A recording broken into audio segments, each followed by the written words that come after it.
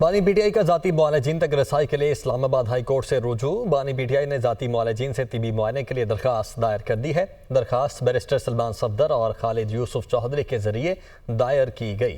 Doctor Asim Yusuf, doctor Samina Niazi और एक ENT doctor को मुआयने के लिए इजाज़त देने की इस्तदा की गई है। रिजवान काजी हमारे साथ मौजूद है। रिजवान, क्या डिटेल्स हैं?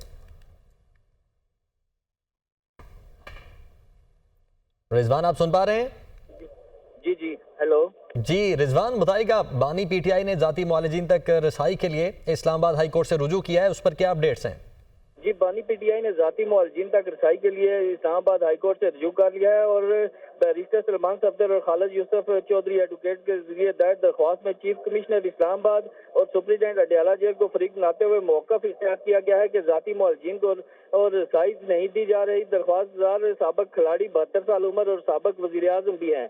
डॉक्टर आसम को 15 अक्टूबर 2024 को रसाई नहीं दी गई। जाती मुआलजीन मेडिकल हिस्ट्री से आगाह है। इस्तदा है कि डॉक्टर आसम यूसुफ, डॉक्टर फैसल सुल्तान, डॉक्टर समीना न्याजी को 15 रोजा शेड्यूल के मुताबिक चेकअप करने का इजाजतनामा जारी किया जाए। डॉक्टर आसम यूसुफ और डॉक्टर समीना न्याजी और एक ENT को भी फिल फोर मुआयना की इजाजत का हुक्म दिया जाए। जी ठीक है, बहुत शुक्रिया आपका।